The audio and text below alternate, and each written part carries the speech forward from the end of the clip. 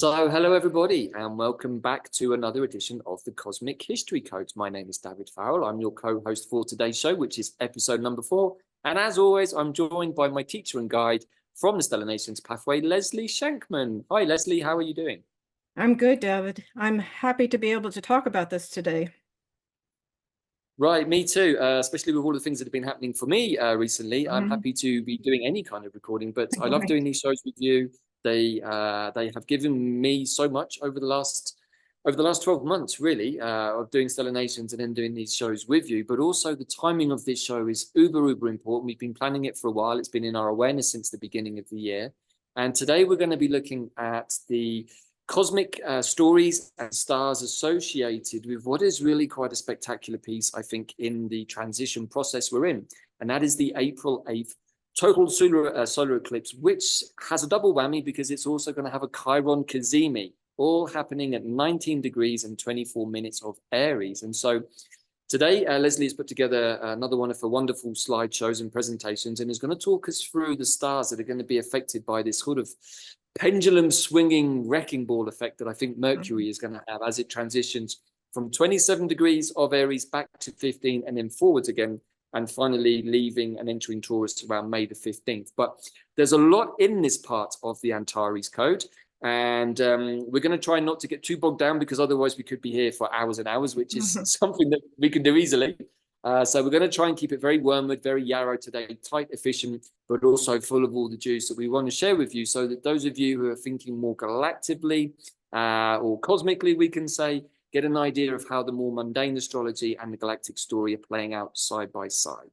So that's my little preface for today. Leslie, I'm going to hand over to you. And where are we going to start today's Cosmic History Codes? Well, why don't I start sharing the screen? We'll walk ourselves through as visuals, which is always helpful.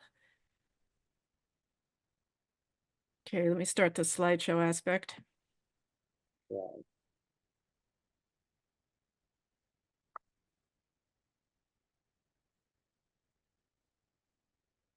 Okay, so as we know, if you've watched these already, we're basing this information on our cosmic history as told through the stars. And this comes out of the work of the Stellar Nations in Hungary, stellarnations.com. Here's some of the basic books, which is The Pathway of 13 Stellar Nations, which is really us. These stars are points of consciousness, and they're where aspects of our soul live. And if you want to talk about seeing our light body, which I think we're starting to learn to understand as part of us and we need to apprehend, we can do this well by knowing the mapping of the stars. And so the Stellar Nations Chronicles of the Milky Way history are a part of the basis of that, but they have many other writings. And today's conversation is going to bring in some other things. And I think what's really important is to understand who we are, what Earth is, what is happening in our galaxy. So I want to go through some galactic history and kind of give us a bigger context for the astrology of today. And then this will help the context of understanding the stars, which, remember, are the cells really of our light body. And they're as points of consciousness, they're like where we are learning other things or more expanded things, but we're all part of that. And we're starting to learn how to be that expansion. And what we really need to understand now is that there is a possibility for a dimensional planetary shift because the whole galaxy is experiencing a rearrangement and a reattunement and a quality shift. There are 3 grand cycles that are ending now. We've got the 26,000-year precessional cycle, the 230 million year orbit around the galactic center, and the entire Milky Way galaxy around the great central sun. But what we need to call our attention to is that this is a time that we're being called to establish a bridge of consciousness between the planetary and the galactic understanding. And we need to know that our Milky Way galaxy has been operating as a closed system, and our sun has been the orchestrator, but that's changing now. So from a book of Pleiadian Perspectives on Human Evolution, I've shared this before, but if you haven't watched before, we're literally finishing a spiral arm and about to be taken up on another spiral arm. We're moving from the evolutionary spiral of self-discovery and exploration. And that's where we go from shadow to light to explore all the potentials of consciousness in light and dark. But we're moving to the evolutionary spiral of self-mastery and completion.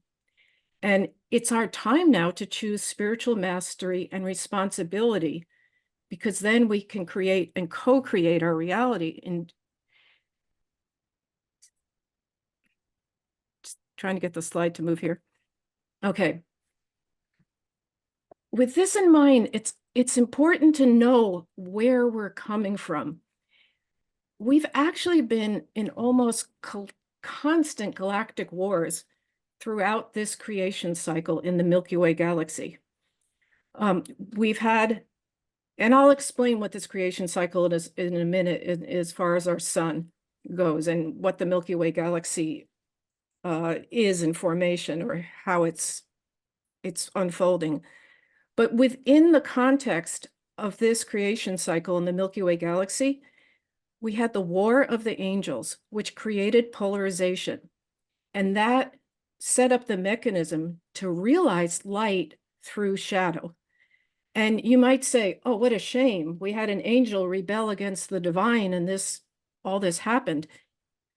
Actually, it was probably the idea of the divine mind to create this as a growth cycle.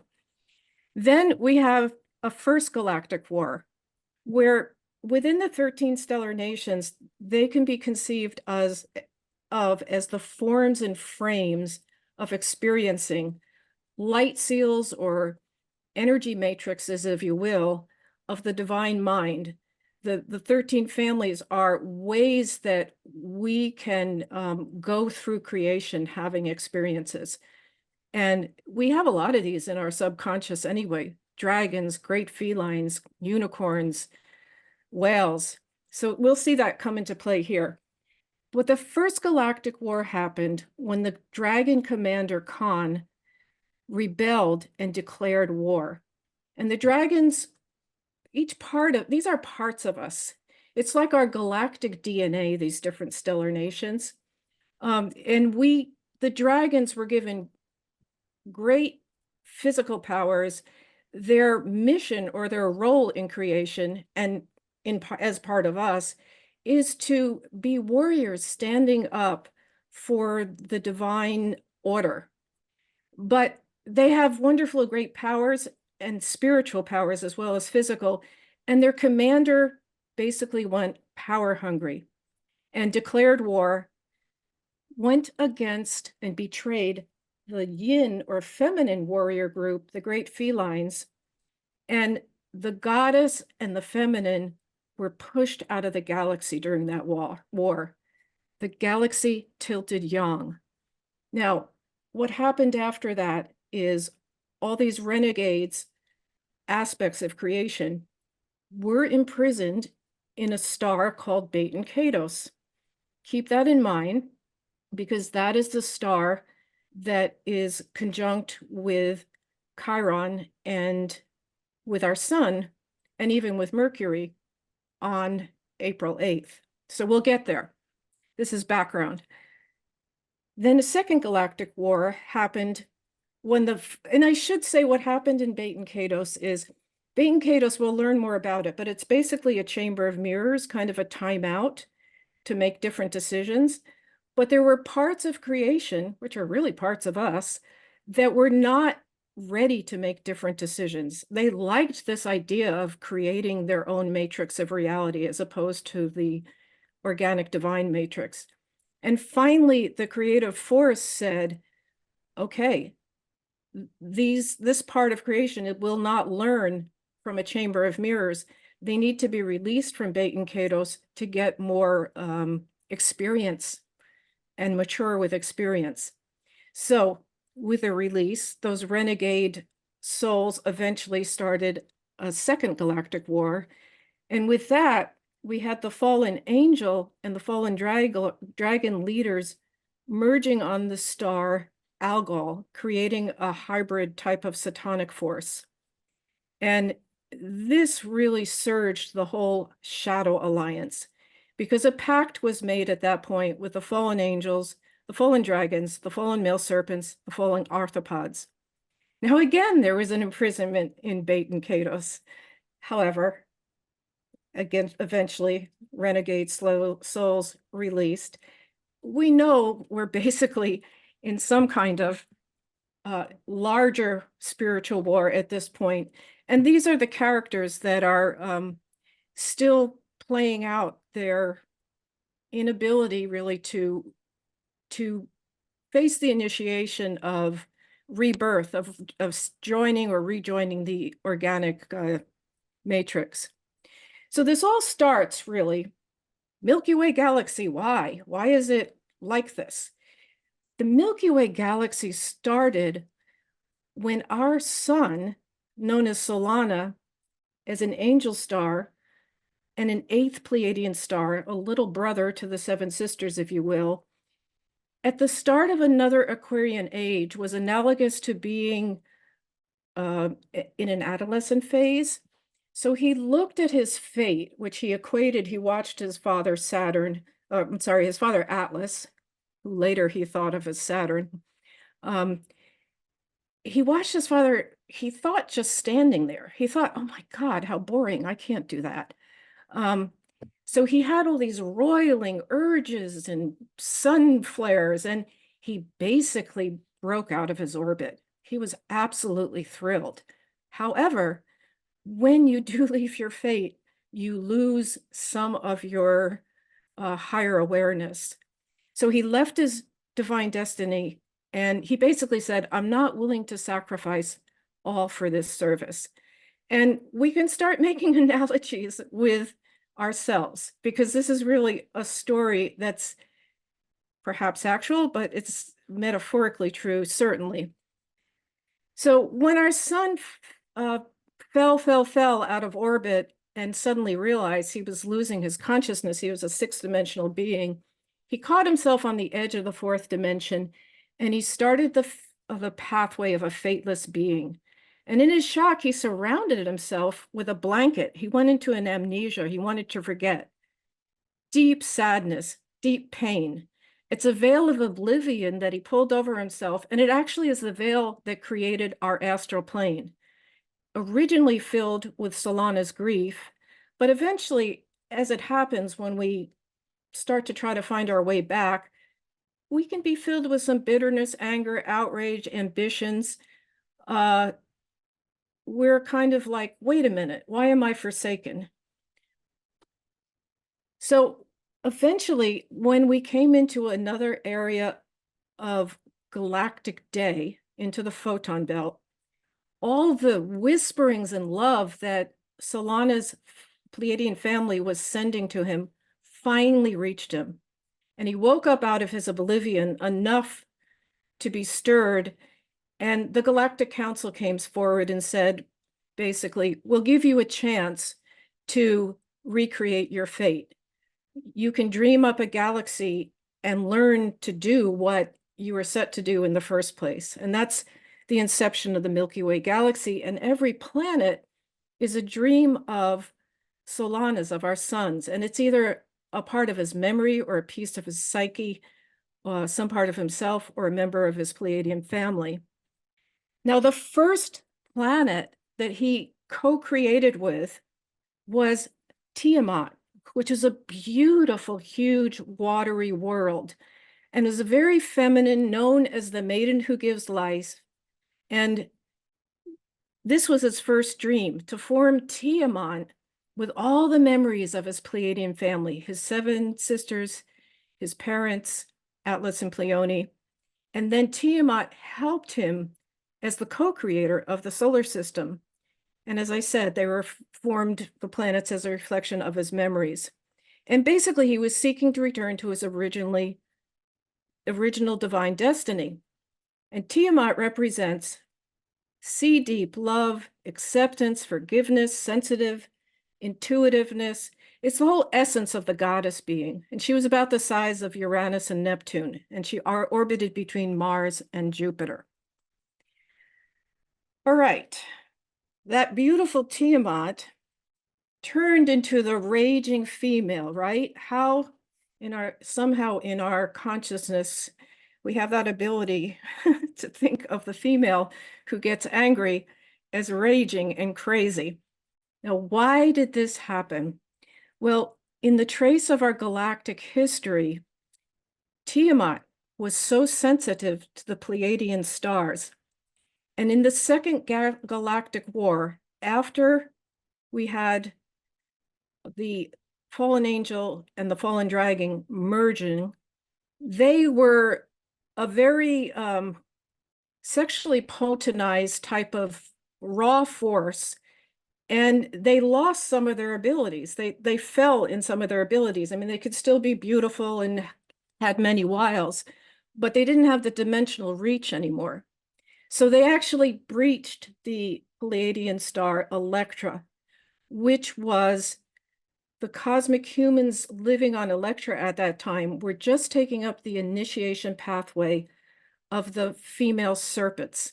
And that is a healing pathway, a healing part of ourself that understands Tantra.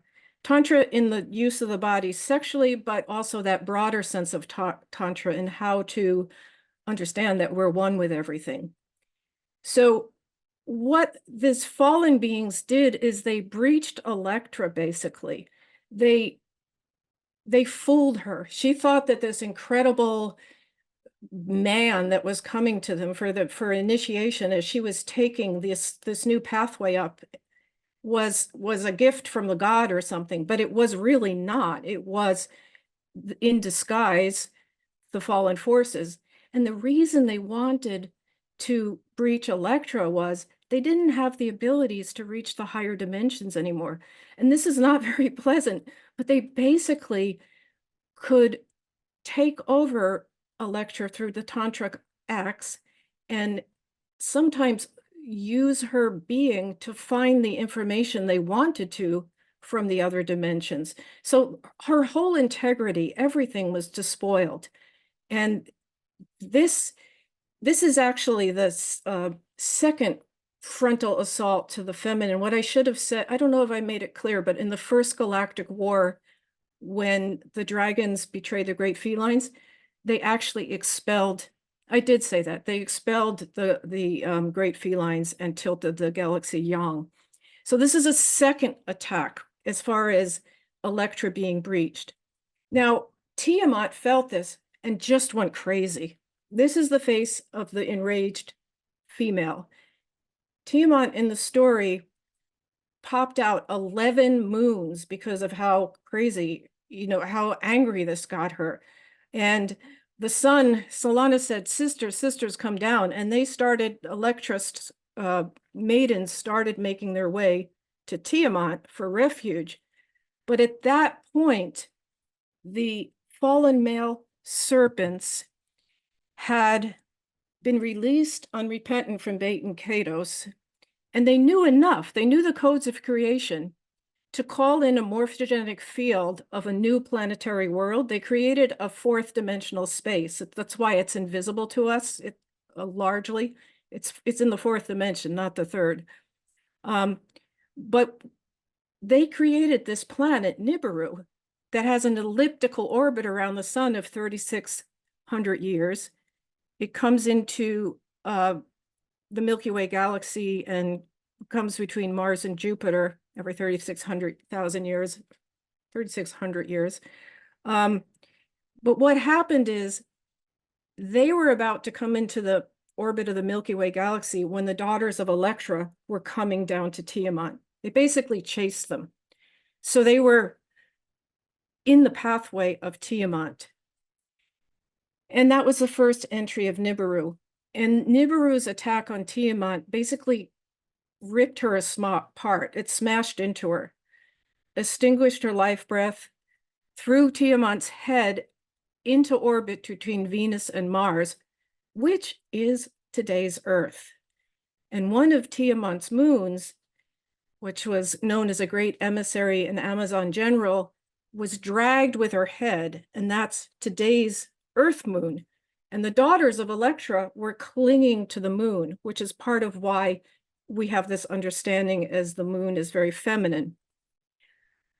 So we can even know, here's the daughters of Electra clinging to the moon.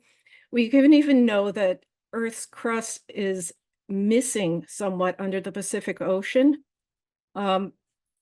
And the Pacific is really analogous to the way Tiamat was, the Sea of Tiamat, that was such a watery world. And that's one of the reasons that Lemuria was born in the Pacific, which was to heal Tiamat's wound with the Pleiadian goddess energies. But at the same time, the Pleiades are very enlightened worlds now, but they haven't always been. They've gone through the light and dark of the photon belt as well. So the Lemurian age actually was a correspondent kind of healing on both levels. Interestingly, Tiamat's other moons are scattered and turned, many of them, well, they turned into comets. And comets orbit at a different, they orbit different than the anti-clockwise cycle of most of the planets. And that's because they were pulled into the Nibiru clockwise orbit. And I only bring this up because we are having a comet together with this eclipse you may have heard about. It's known as, I think, the Pons Comet. We don't have to read all this, but it's from spaceweather.com. And it's interesting about this comet. Last summer, they started seeing it and they called it the Devil's Comet, which is too bad, really, because it does spire geysers out, and they thought it looked like devil's horns. The reason it spires geysers is because when it gets closer to the sun, the gaseous and watery nature in parts of the comet are actually warmed and they spire out in spirals. But there's interesting thing about this particular comet. When it's looked at closely at the core, usually they spend a lot of time looking at the tail. But when they look at the core of this comet, it's in a yin-yang shape, which if you think of it as potentially or possibly probably one of Tiamat's moons, and it's carrying the yin-yang, and we're hearing about the breach on the feminine, and I think we know what we're being asked to do, and the stars tell us this too, we'll get to it. We're being asked to understand that we've missed half of ourselves for eons, and that we need to call back and accept the feminine and know the feminine. So, Leslie, that's also part of the reason why the ladies from Hungary have intuited and channeled that this is the year of the dragon and the great felines, because in the Eastern traditions, you often see the tiger and the dragon in the yin yang, which I think is really, really interesting. It's like they have an understanding of that already in those Eastern traditions. And I've started using that more as a symbol to meditate on with the yin yang, but also with the understanding of the roles of the dragons and the cats. So I find that kind of interesting from that perspective too. Oh, that's a good point. Yeah, thank you. And that's a whole other story, this being the year of the dragons and the but that's part of the point. We'll get through as much as we can today, but I hope we can leave the impression that we live within this active galaxy that we do take part in, our consciousness takes part in, that what we haven't really been aware of. I mean, we have in the sense that we watch the 3D repercussions, but we're really being called to expand into understanding that this is an outplay of the breadth of ourselves. And, when I first found the Stellar Nations, it was in 2013, and I read this and I was really angry actually, because I was like, are you kidding me? I've been living my life thinking that there's these higher forces and they're all good on this bad little thing down here. And then I'm like, wait a minute, the span of creation is working its way out in polarity. And yes, there are stars that are pure light, non-polarized. We're going to see that here in a minute.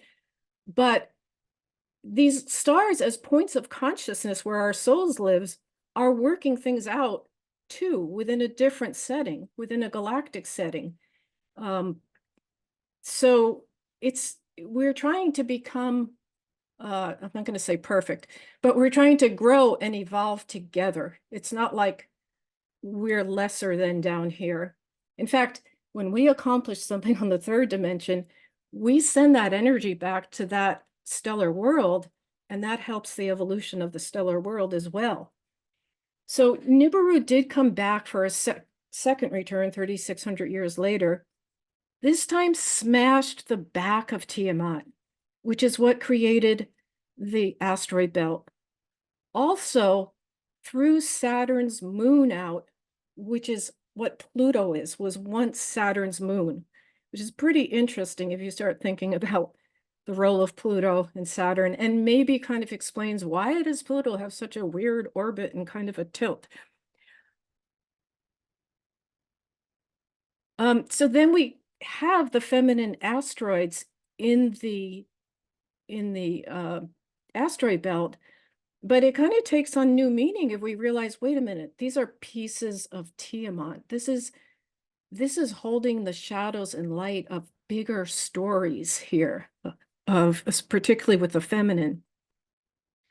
Now, there's a whole other aspect here just to bring up, because it plays into our sun, which we're going to get to, the feeling of our sun, like our son trying to recreate his fate and having all these things happen. It's not going so smoothly. It's not a boring job. He's not just holding things in place. It's like he's got to be the balance of motion. There was a point at which we had a planet in the solar system called Maldek. There's a number of reasons that it was being shepherded by the light angel Lucifer before he lost trust in the divine, fell deeply into the spiritual ego, which in the end ended up having Maldek explode into a million pieces. Interesting point, we've got the Kuiper belt. I asked Beatrix to attune into this last summer, and said, could it be that Maldek is the Kuiper belt? And she pretty much got that, yeah, and there's a central question behind that. And the question has to do with, really, is there a God? Like, what kind of universe do we live in? Can we trust? And that was coming out of the trauma, and not only of Maldek, but the whole Milky Way system, really. So that's a possibility. So this is where I want to bring us to the point of we get to this absolute agony of our sun. Tiamat, Venus, Mars, Maldek are destroyed. So he's having this inconsolable longing for home, and he's just praying for mercy. And he knows, though, that it's not enough that he recognizes and accepts his fall, and he takes on all these cycles and regains his fate. It's necessary, if he wants to go home, to take the solar system with him, because that's what his fate is now. He's created it, and he's supposed to sustain it and maintain it and lead all of us through our personal collective karmic processes. So here's the deal with Earth. Every planetary body and every star has at its core the Holy Spirit, which is one of the 13 stellar nations, and it's actually the quantum field that holds everything. It's the breath of the absolute. But the Holy Spirit is holding the plan for that planetary body or star in the center, the plan of the divine mind. So the plan of the divine mind for Earth is that Earth is a planet of redemption. It's where we finally realize universe unity and diversity, because it's basically a melting pot for damaged, displaced, evolving souls. It's kind of like we're a reflection on Earth of our own sun, trying to re-find our fate. Now, that doesn't mean we're all disparate and terrible, but it is a place for things to be worked out. However, with this cry out for mercy that our sun made, there was there was a galactic response to that from whatever the Galactic Council is. And that is, they called out to souls from around the different galaxies who had been through this kind of developmental cycle before. And they created and pulled together an alliance of light. And the alliance of light has had three great visitation cycles, if you will, to the Earth. The first time was in Lemuria to set up the whole outpicturing of what it's like to live with the feminine goddess energy again, just so it would be in our field, so we would know it, even because we had to go on to let that go and bring out the karmic problems we'd created with tilting the galaxy young. But it gave us kind of a feeling for what it was. That's the beauty of the Lemurian time. The second time the Alliance of Light came was during the time when Christ came to Earth, because Earth was at a very, very dark point at that time. And the third time is now, basically, because in 1887, there was a cry out from the collective. The collective kind of woke up from some of the coma and trauma it was in, particularly after the Atlantean debacle. And the fate alternative of a apocalypse was really big in the morphogenic field of Earth.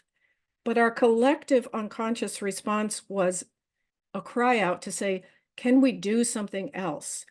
So from 1887 to 1987, there was a whole working out and setting up, moving vibrational energies, people getting things together, checking things out, until finally 1987, with the harmonic convergence, that was enough of a response that the fate alternative of the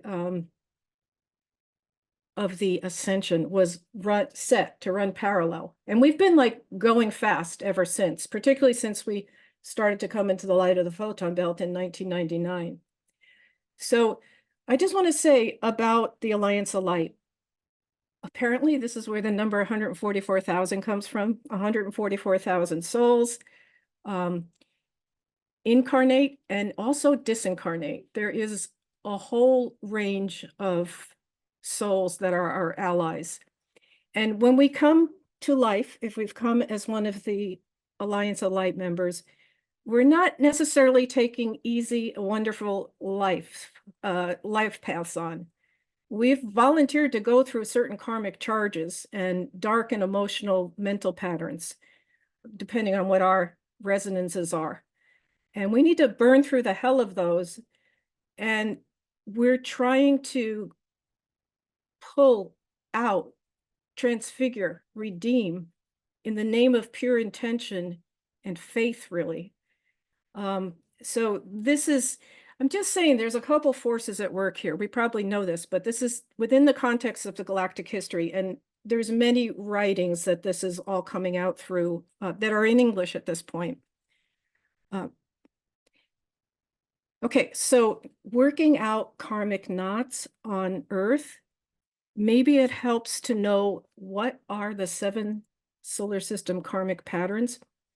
This comes from a book, Pleiadian Perspectives on Human Evolution, Amara Kuan Yin, that also Bayanonico feel is good, accurate information. So they refer to it. But we've got, as karmic patterns, we've got arrogance, addiction, prejudice, hatred, violence, victimhood, and shame. There's 7 ego allurements also that are specific to Earth: lust, laziness, gluttony, pride, anger, envy, greed. Okay, so this takes us now finally to the Cazimi, which happens on April 8th with the eclipse. So we're getting a lot going on. And as we said, we have the Cazimi happening at 1924 of Aries. And really what I've been trying to say, Davyd, is we've been talking on these Cazimis. We noticed early in the year, you and I, oh gosh, Cazimi, Cazimi, Cazimi.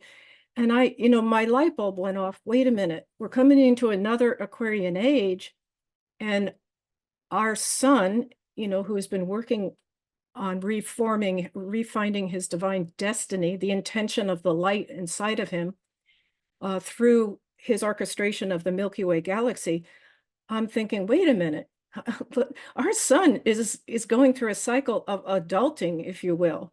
I mean, he left his pathway when he had the adolescent urges, but not the perspective that he's had from experiencing, which we can see perspective we get from experiencing, which might answer one of the questions of why would the creative force let these renegades out of Baten Kaitos continuously, saying, oh, they need more experience. Anyway, this quote here, Bayanonical, I mean, they actually have the ability to, they've been stellar oriented from the earliest, from Lemurian times. So they have the ability, a lot of this information literally is them going to the consciousness of the sun. And the sun told them that he felt Chiron was a celestial body that literally arrived in galactic space, fell into the solar system, and as a karmic mirror, and was actually kind of a gift to him, not only to show himself, his own falling and revealing, but also to act as a living mirror for the inhabitants of the galaxy. So we know Chiron that way as well. I mean, we realize that. Now, the stars we have on are coming through the Dragon Nation, the Whale Nation, and the Arthropod Nation. And Baten Kaitos, and then a dragon star, I'll explain them.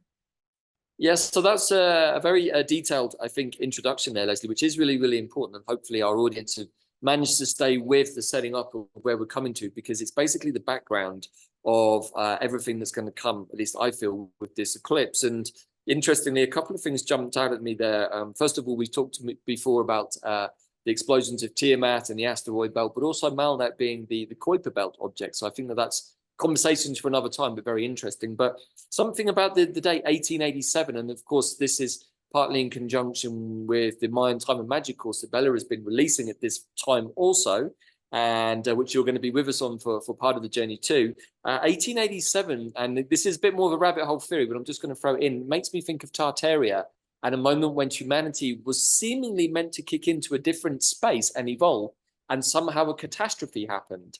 And then is getting obliterated. So this is all it's very Jose Arguelles, it's very Mayan time, it's very much about timelines, but also it makes me wonder what happened at that point for humanity to have that collective cry out that has set up basically the last 140 odd years that we've now been trying to work through with the energy of the 60s and the 80s and 2012 and the harmonic convergence and all of those things coming to this point. So just a couple of thoughts on that. As a good Buddhist, seeing the 7 lists, makes me think of the 7 deadly sins and right, what we have to overcome.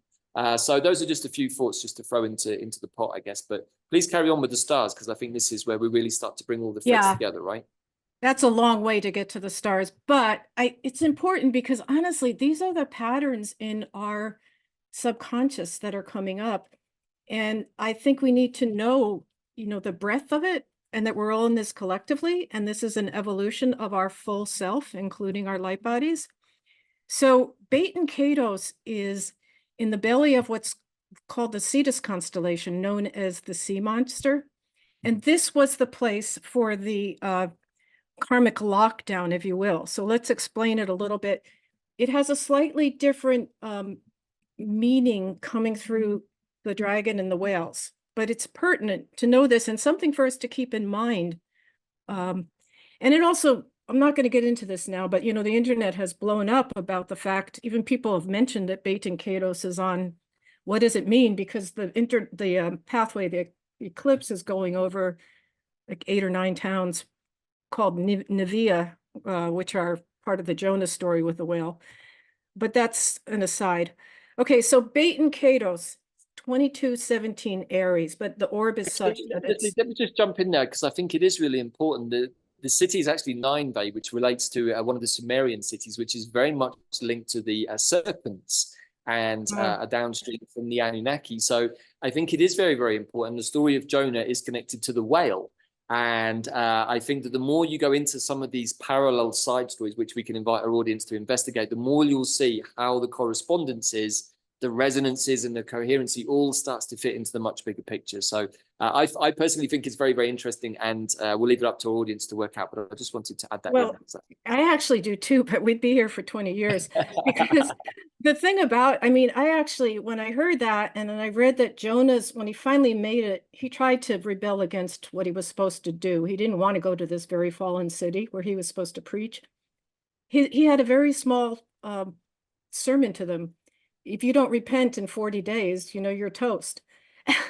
So I counted 40 days, and it actually happens. 40 days is the Jupiter Cazimi, which I think is really interesting because we're following this Cazimis as the idea of Solana learning to adult.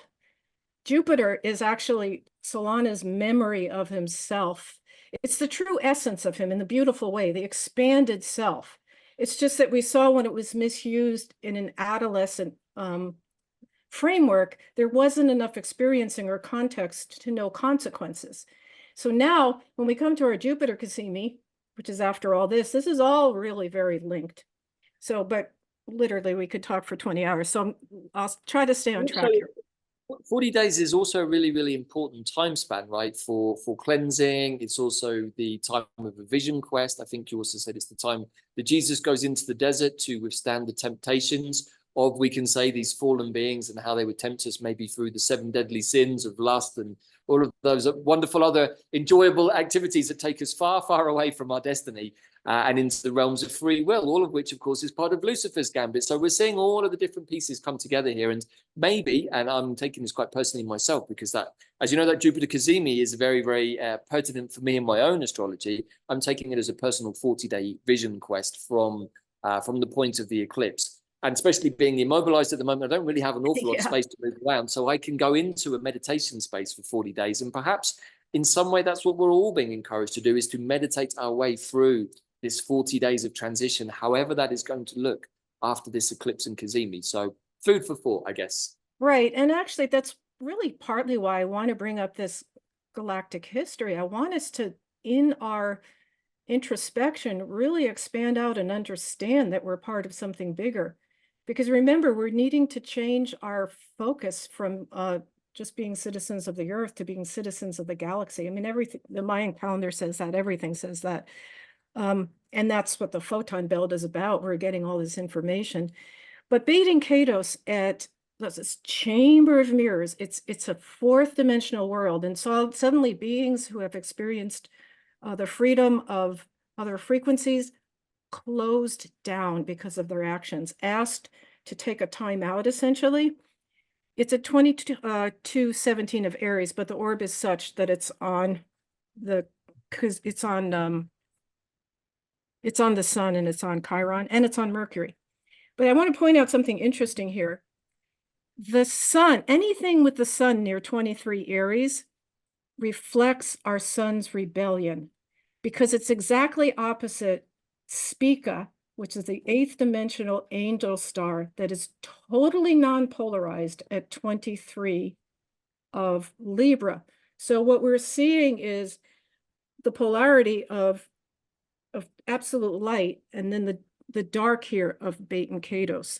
But this is just an interesting fact to know that when things are around 23 Aries, well, particularly the sun, it's reflecting this rebellion against Spica, or the idea of the divine, perhaps, or divine fate. So through the Dragon Nation, what the Baten Kaitos is, the Dragon Nation, which guards and upholds divine order. This marks the location of the galactic execution of judgment, of delivering cosmic justice. Basically, it's a karmic school, and you're being shut down here for committing galactic transgressions. So we're being asked to face and recognize wrongdoings, come to admitting, see what's going on. It limits our soul's creative freedom until we can really understand destructive and faulty motivations. We can see what happens when we do the wrong things inside of the ecosystem of the whole.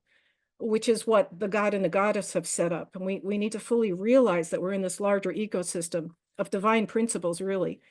So this is a whole lockup of inhibiting of self-expression until we can take responsibility and balance our cycles of karma, which can lead us back to our original fate or divine destiny.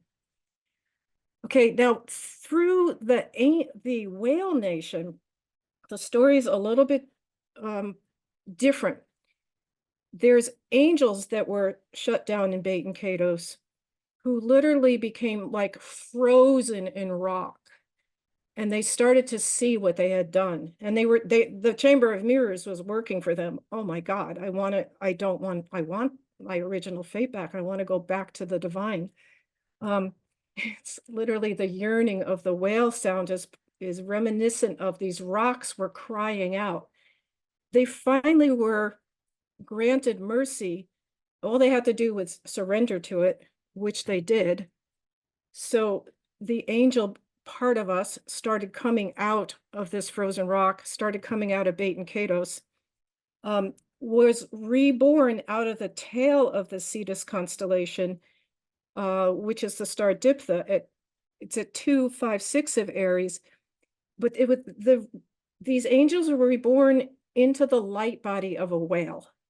Now, this is a totally compassionate, realized being on their way home, still has a little bit of penance, but the new mission is to hear the divine mind, and with their whale sounds, etherically and literally on Earth, to repair the grids, because they're carrying the song of the divine mind, and there's a morphogenic grid around everything, and we live on the Earth not living in concert with the divine mind. The grid's fray.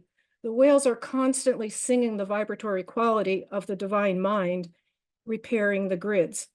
That's what they do.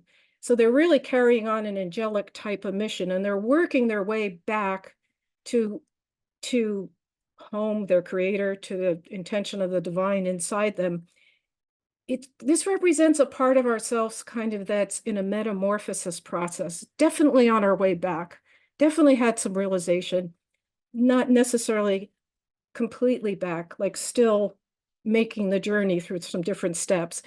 It turns out that I just point out that Venus is at 420 of Aries on April 8th. So we have this Aries stellium, and Venus is actually on the star that's on, well, she's in the Aries stellium, and the star that's coming through her is Diptha, this rebirth. Now, here's another interesting thing. That Cetus constellation, often happens in the stellar nations. We come to see in our cosmic history, we've projected certain constellations in the sky, like we see the Cetus constellation in our mythology now. But actually, originally, particularly during Lemurian times when they looked up the sky, it wasn't the Cetus constellation as we see it. It was actually a celestial orca whale. Now, why does that matter? So the orca carries a kind of protective warrior energy.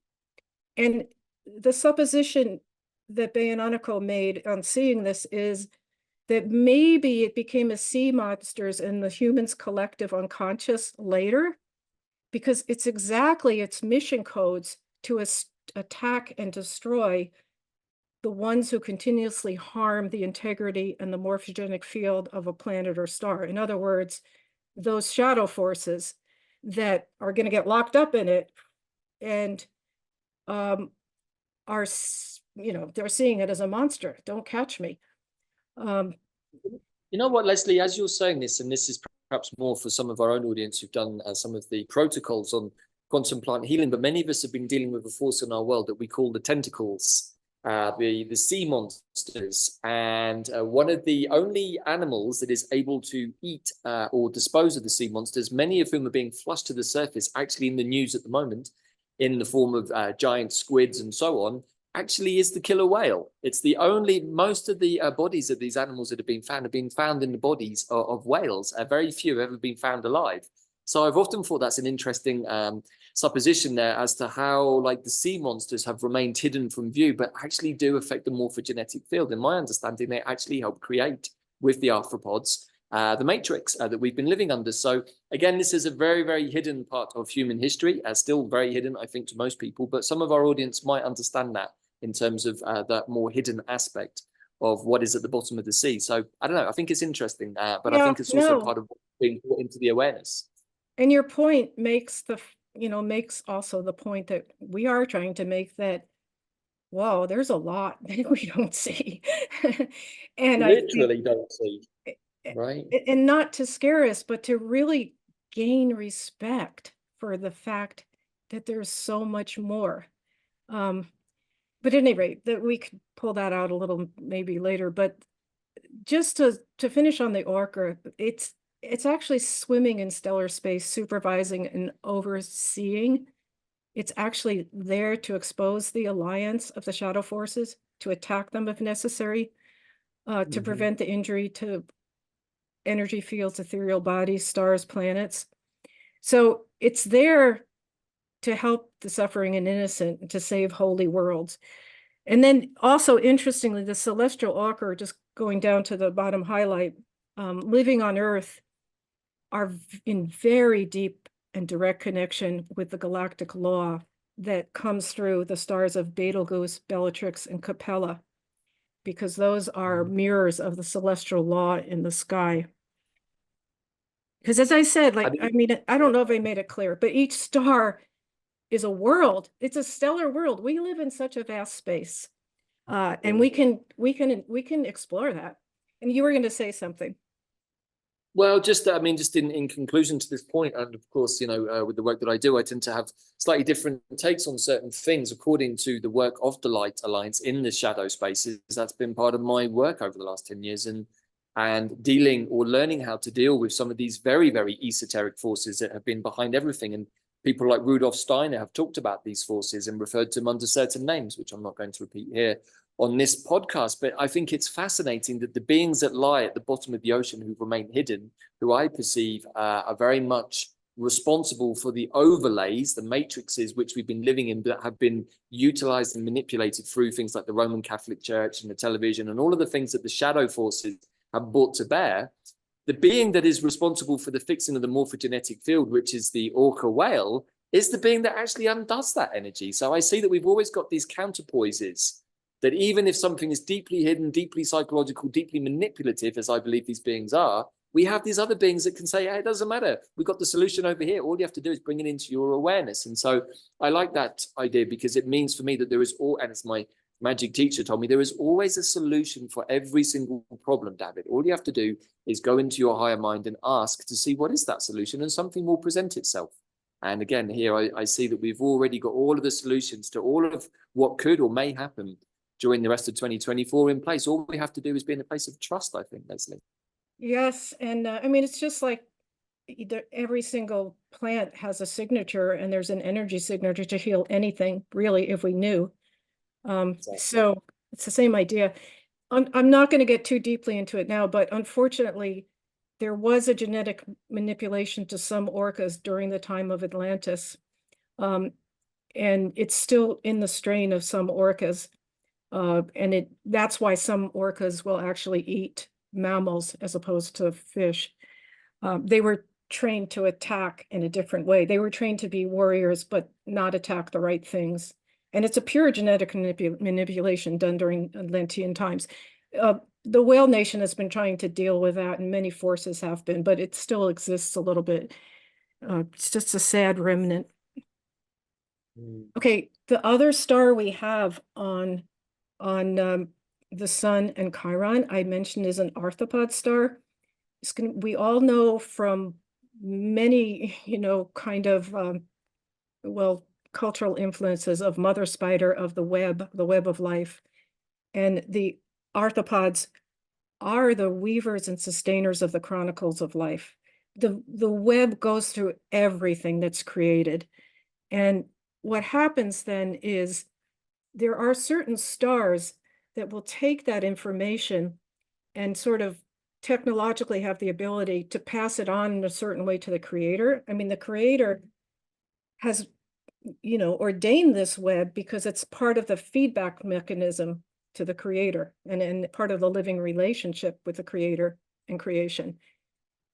With the fallen arthropods, they have taken some of the technology, and at some of those stars, they're using it negatively. They're using it to reverse information, to misuse it, to do mind manipulations. I mean, we know in our world, we see it at work. I have to say that the star that's out now is one that's not being used positively. So there's the potential of information that's gathered to be misconstrued. I think we know that scene, but it happens to also be out with Chiron and the Sun. Now, I mean, if we just put that into the context of what's already in our earthly space, Leslie, I think it's really very clear that there is still not a completely clean medium machine. We still have a very hijacked, and it's difficult to tell now what is the truth channels, what is the illusion channels, what is the light letting stuff happen because it needs to through the dark. It's very, very confusing, and I think that that's part of the picture, that we're having to learn discernment. And so even though we've got these negative arthropod stars that we can say even are connected to the matrix or to the propaganda machines, to the media, etc., it is a part of the illusory piece, which is still, I think, somewhat connected to what Neptune is doing over in Pisces, and we're having to learn to see through the murky water. And I think it's also part of the process we're in. So unpleasant as it is, I still perceive it's important for us as humans in this journey. Well, if we take the highest perspective and look down at this field, it's actually the polarization and the push and the confusion is to make us find the truth of our light. That's even a star that's out on Saturn and Mars. I don't know if we'll get to it, but it's literally analogous to the Egyptian meditation in the sarcophagus. You're going to die if you can't pierce the darkness with your light. I mean, we're in a very huge initiation, actually. And this is part of why I wanted to bring up our cosmic history, so we can understand, if we feel whatever, bereft or whatever, it's like, okay, it's not personal. We are in this huge, I mean, it may be personal, of course it is on some levels, but we have to know, I mean, that's one of the karmic, things we have to get out of is victimhood. We cannot do this if we're in victimhood. So remember how much that came up during the Oak immersion, Leslie, where we also did a piece about the asteroid Quercus, and I think it was one of our brothers channeled the message, I will not forsake you. And I think that is such an important mantra in this moment, is that our higher selves, our future selves, creative spirit, we are not going to be forsaken by anybody unless we consistently choose to be, through victimhood and through deviation away from our divine destiny. And that, I think, is part of the initiation process we're in, and we have to keep remembering that, and not to get pulled into places where trust and surrender breaks down. Yes, and that's exactly it. To not be forsaken, we have to remember that the wisdom and power of the light, and that the light is stronger than the dark, and that we have it in us and we can find it. And so the getting to Mercury now, which is also plays in this stellium here of Aries. Now, Mercury in Solana's mind travels closest to him and is always whispering heavenly news to him, in essence, from his family. And it's basically telling him, you're not alone, your stellar family loves you. That's the deepest meaning of this planetary ray when you look at it through the stellar nations lens. It also has a higher octave because it's a galactic mirror, and it's a transformative energy field, which amplifies the message of the stars that come through Mercury. So we're going to look at that in a minute. And we need to pay special attention, especially in our incarnation, when these stars are coming through, because they speak to us meeting our fate, increasing our consciousness, making karmic settlements. So what's on Mercury? Okay, let's look. Well, we've got Baten Kaitos again. Okay, we know that now. We've got those two energies of it coming through. You can be reborn from Baten Kaitos, right? That's what the fallen angel who accepted mercy showed us. Yeah, it's a really hard thing. I don't know if we realize the depth of surrender we need to know to go into this state, but that's part of what this extensive polarization is showing us. So we also have the Andromeda Galaxy on Mercury. Now, the Andromeda Galaxy is where the great felines, they either died in the first galactic war when they were betrayed by the dragons. A few of them were left stealthily hiding out. Anybody who could made it out to the one remaining portal to the Andromeda Galaxy. All this time on the Andromeda Galaxy, those traumatized souls have been in a cycle of working out and healing. And they finally reached a point where they got the grace of having an incredible master feline soul come to them and give them all kinds of training and healing. And that is coming back. I mean, this is the year in the stellar nations. We are always getting from year to year imprinted with the energy patterns of certain stellar nations are coming into our collective consciousness based on what we need to learn and grow in this cycle of what's happening. So we've got the great feline coming back in force. And this is the year of the great feline and the year of the dragons. It's the two warrior nations. Warrior being such a pure impetus to stand up for something noble.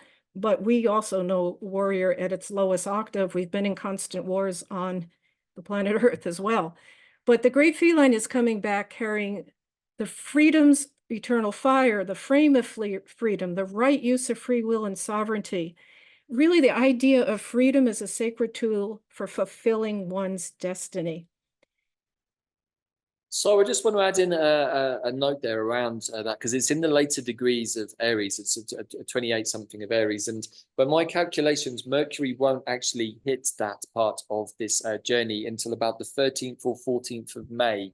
So my understanding of that, Leslie, is that that's the final message from Mercury, really, as it leaves the Aries piece. And there is quite a bit around the end of Aries, as we know.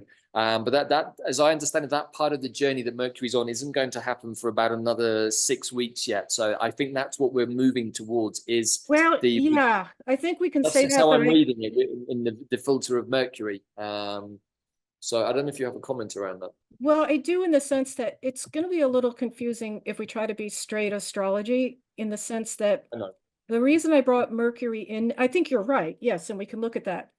But the reason I brought Mercury in now, it's at 2450 of Aries, and it happens to be in the orb of Baten Kaitos. So because it's in the same orb as the Sun and of Chiron, I thought it was worth mentioning, because it's remember, Mercury is amplifying the message. So it's amplifying, hey, listen to this about Baten Kaitos, but it's telling us two more things right now. It's saying, hey, look, you're absolutely right, actually, Leslie, because what I haven't added is that the Mercury went retrograde at 27 degrees of Aries on April the 1st, on April Fool's Day. So it's like the journey starts at that point, swings all the way back, and then comes forwards again for a resolution, maybe. That's maybe more a complete picture. So that makes more sense, and trying to see how all the pieces fit together with Mercury communicating all of these messages to us is a bit like a pendulum swing. And so we kind of have to go through the retrograde process, reviewing all the things that you've shared, to go back to the I think it's the degree of 15 Aries, which is also linking back very much to astrology of last summer. And then it moves again forward through, and it feels like the energy is going to get released with that forwards motion. So that makes a lot more sense. So sorry for interjecting. I was just trying to no, that's fine. Because actually if we stick, I don't know how long we want to go, but if we talk about the moon and the North Node, well, the North Node is at 15 degrees of Aries, so I can tell you the star there, which is, and you can think of Mercury, your whole idea of it running around, right, back and forth. It's kind of interesting. If you think of it as this amplifying message, it's like the town crier running around going, look over here, look, you know, every day trying to get a little angle on it. But on this day, on the 8th, isn't Mercury the narrator of the story, Leslie? A bit like you in some ways. I feel that you're a very mercurial energy with stellar nations, and that Mercury's here to highlight the story through, first of all, the astrology, for those that know that, but for those of us who are more cosmically orientated, it's like, well, here's the micro and here's the macro. And I find it so interesting that Bella's literally been working on the big galactic counts of the Mayans, which are showing us how to time travel into other bigger cycles, but through the planets and stars that they revolve around. So everything is interlinked. And I think that according to where you put your attention, you're going to get a different message from Mercury. Exactly. Somehow. But that's part of the point. When you come fully into the present, everything's there. And how do you learn to deal with that? Well, when you start knowing these stellar aspects of yourself, you realize that you literally can walk into a million different rooms and they've all got, but you're knowing the identity of them, sort of. It's got a coherence. You're not just overwhelmed by, the mass of it.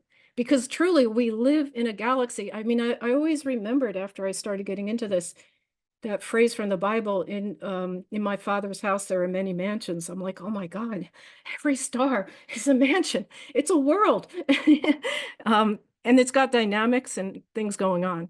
So if we keep going, I was mentioning here, the next star is on the male serpent nation.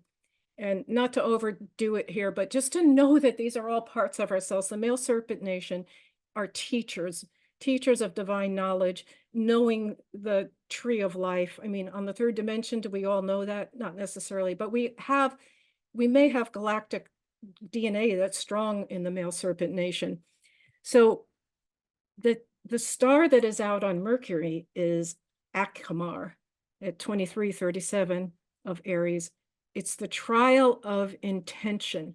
So it's the idea that the male serpent he's passed so many initiations, knows so much, but then the initiation here is, okay, you know so much.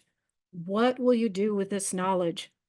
Because knowledge is to be used as a means for building the bridge between the consciousness of the universes, the worlds, the planets, the stars, and the human souls that have been separated from the creator, from universal life. So this is another sort of overriding reflective point for us to look at in this time period. What do we know? How are we going to use it? I don't know how we're doing on time. Do you want to go into this? We have about another 5 to 10 minutes maximum, Leslie. But just also on the last point, which I think is really interesting, is that the next Mayan wave spell that starts is the white magnetic dog, which is really in connection to the heart, and it starts on the same day as the eclipse and the Chiron Cazimi. And when we're connected into the heart, it connects us directly to the world of intention, which is the fifth dimension. And so I think that we're being initiated, as you've talked about many times, and we have too, which is like, what is the fifth dimension really? It's the place of manifestation with the energy of the goddess being brought down with conscious clarity into the 3D realm for manifestation. But that has to be done with intention. Our imagination, the intentional realms, is how we create. And so I think that, again, we're getting a little hit here from Mercury. It's like, pay attention to your intention, right? Because your intention is everything. If you intend a much brighter world and you keep showing up for yourself in that frequency, then that is what will manifest. If you keep putting your attention and intention to lower frequency stuff, then that is what will show up for you right now. So I think that's also really interesting and important too. Right. And on that note, I would say, well, how do you develop a good intention? You actually need the experiences. You need the experience of making mistakes, of going between light and dark. And that's why, really, this is not a punishing creation cycle. This is an evolutionary creation cycle, so we can go on to be co-creators. Because just like our sun is telling us, he left his divine fate or the intention of the light in him when he didn't understand it.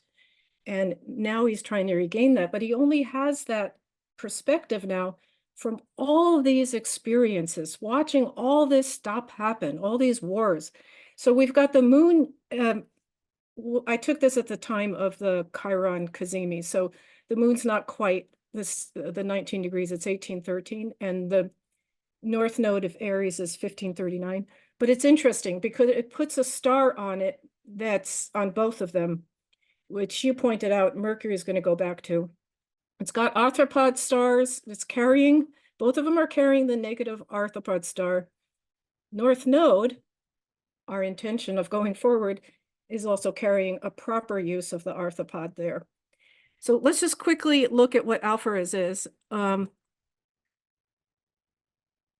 It's coming through 3 nations. So we've got the Pegasus nation, which is the part of us that's a messenger, the part of creation, the messenger. We're close to the divine mind. We hear something from the divine mind. We're asked to take it as a seed of light, basically, as a message into the darkness.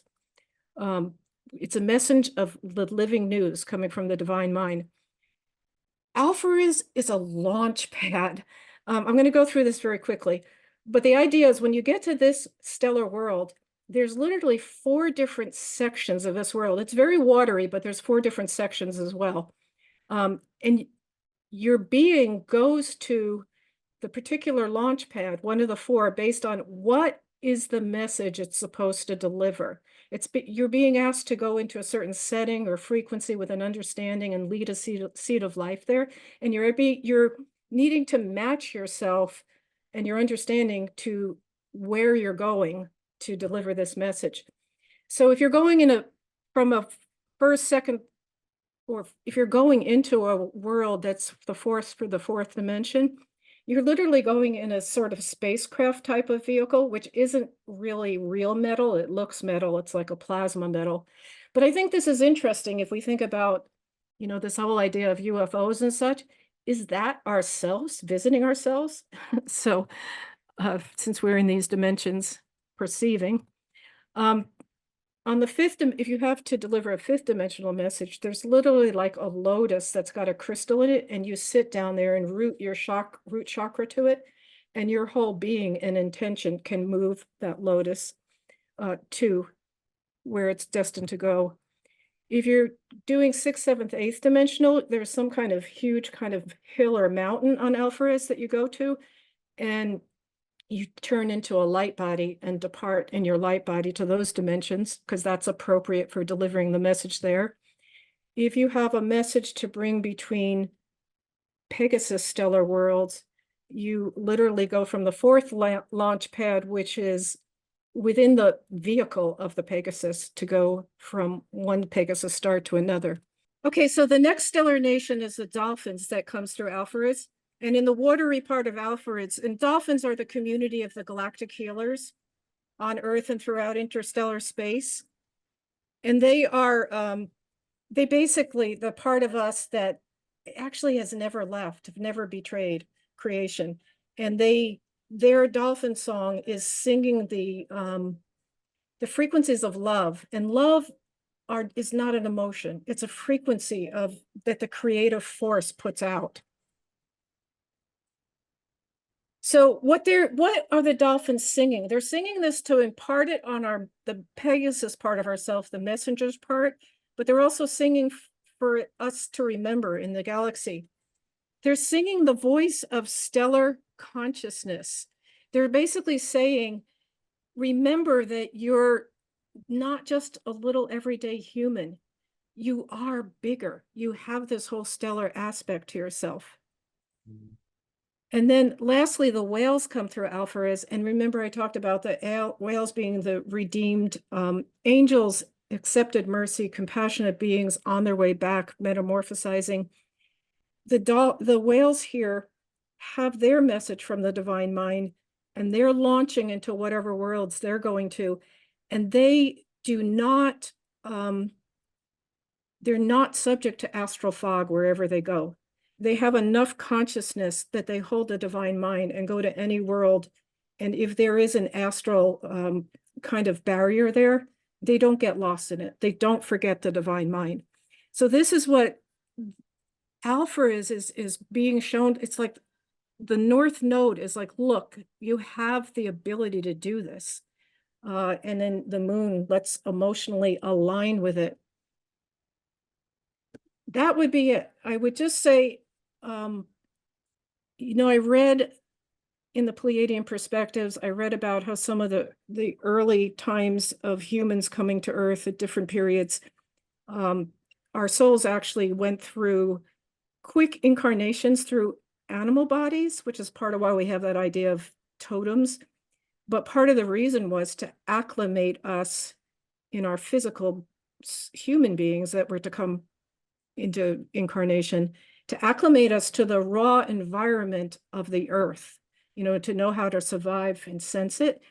But what I would like to suggest here is that if we start to get galactically oriented and know ourselves, in my mind, through the stellar nations, but whatever works for you, this is how we can really like embody and get galactically oriented. And my main point here, hopefully I made it, was there's a lot going on, and I think it's important to be galactically oriented. So maybe we'll just take down the last slide. Yeah, we'll take down the last slide there, Leslie. The bigger point is the whole Cazimi idea that, hey, our son's learning to adult by his experiences, and so are we by reflection, so that's what we need to take in.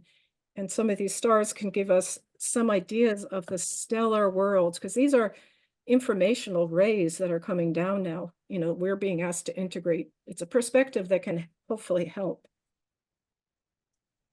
Right, exactly. And I feel like we're also having to work against some of those not so helpful arthropodic stars today. As always, doing any kind of telecommunication work these days with the use of the technology has some difficulties and challenges thrown in, and definitely experienced a few of those today here too. But Leslie, perhaps if we just take down the final slides, I have a couple of comments to bring things together from my own layperson's perspective. And the journey is incredible, and I think there's at least another 3 or 4 episodes there that we could do easily. And I know that we wanted to have a look at the Mars and Saturn piece in Pisces, but I feel like we might have a little part 2 that we're going to record, maybe even to go with this before the eclipse. We'll see.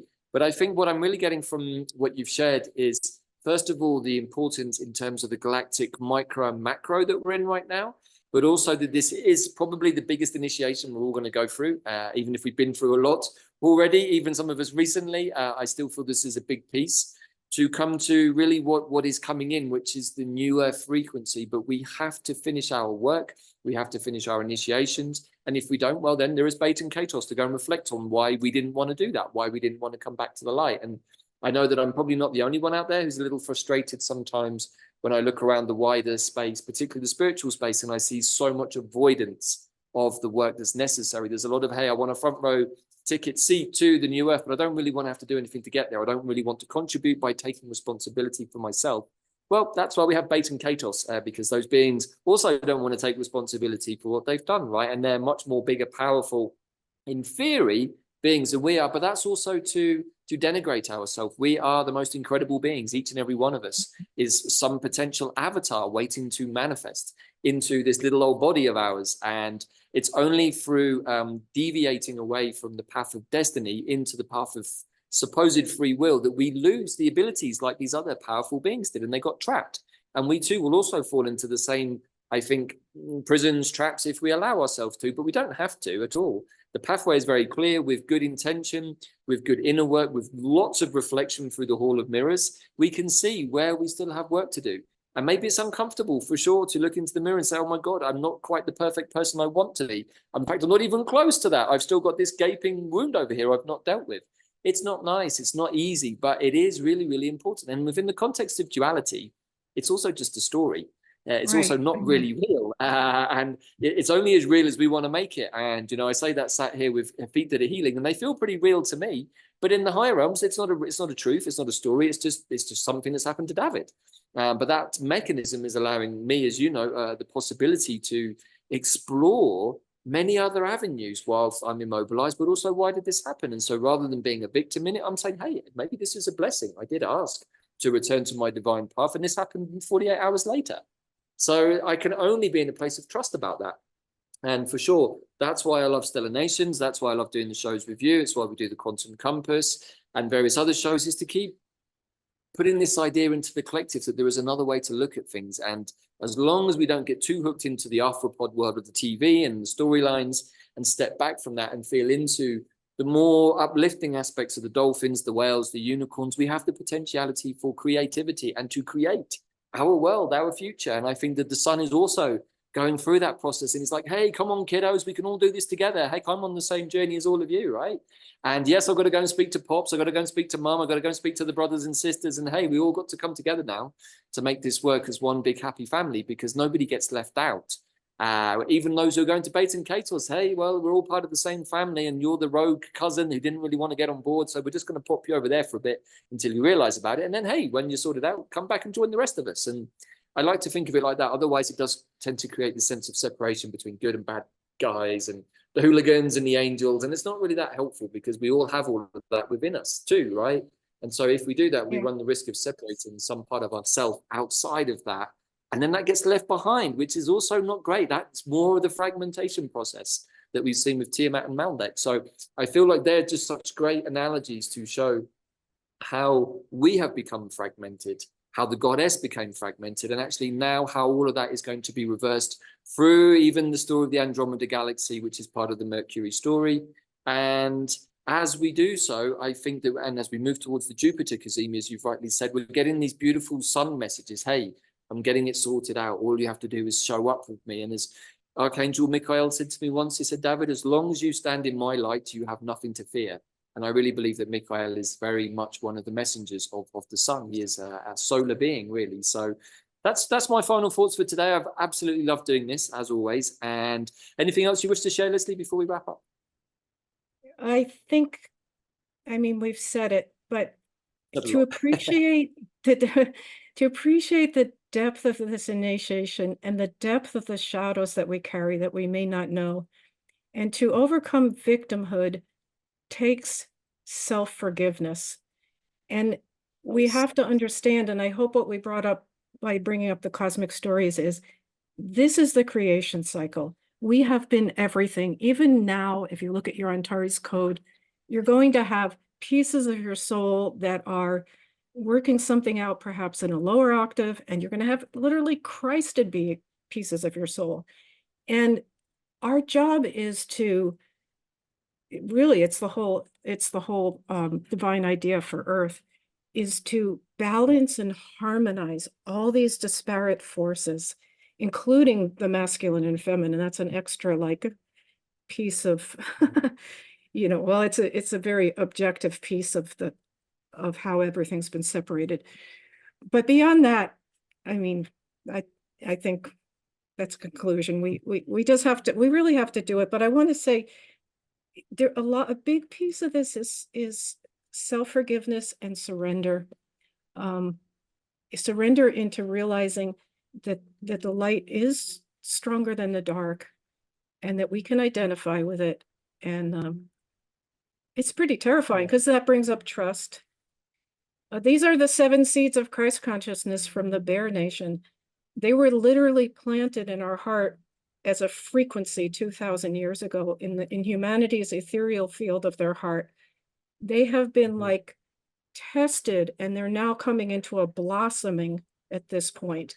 And they do allow us to hold a 5th dimensional platform awareness. And when we hold that, we can watch the interplay of the third. We can take part of it, but we don't have to be it. And that's how we're creating and calling forth this 5th dimensional world, which is here.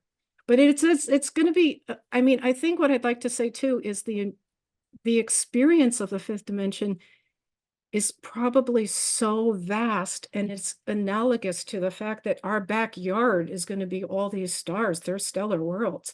And you want to jump into your Pegasus or on Alphas and take off and go over there because you're being asked to do that. It's a whole different game. It's all a game, but it's a different game. So beautiful. And I think maybe from my side, the final thought I'd like to share is one that came from one of my tribe members this week. And on their own reflection process, they were being asked to forgive the unforgivable. And that sounds like a very, very difficult job. But I think that if we can forgive the unforgivable, whether it's within ourselves or with what we've witnessed around us, then we are finding the true compassion needed to really be in our heart and be in that 5D place permanently. Not, some of us have been there for a while, flickering in and out, maybe sometimes more often, sometimes falling out of it.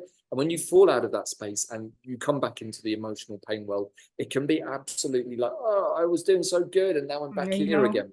And then we can break ourselves and the cycle begins again. But we have to be in a place of forgiveness about all of it. And I love that. If we can forgive the unforgivable and sit and meditate our way through those in the coming days, maybe even the 40 days. And I think we're going to be in really, really good shape. And Right. thank you again, Leslie, for sharing everything that you've shared today. I look forward to the next piece. The rate that we're going, it could be coming out once a week, I think, with the, with the amount of stuff that's going on. But we'll keep that as a surprise as to when and how we feel we get the nod. There are definitely more things in the astrological processes, which will then throw light on the cosmic processes.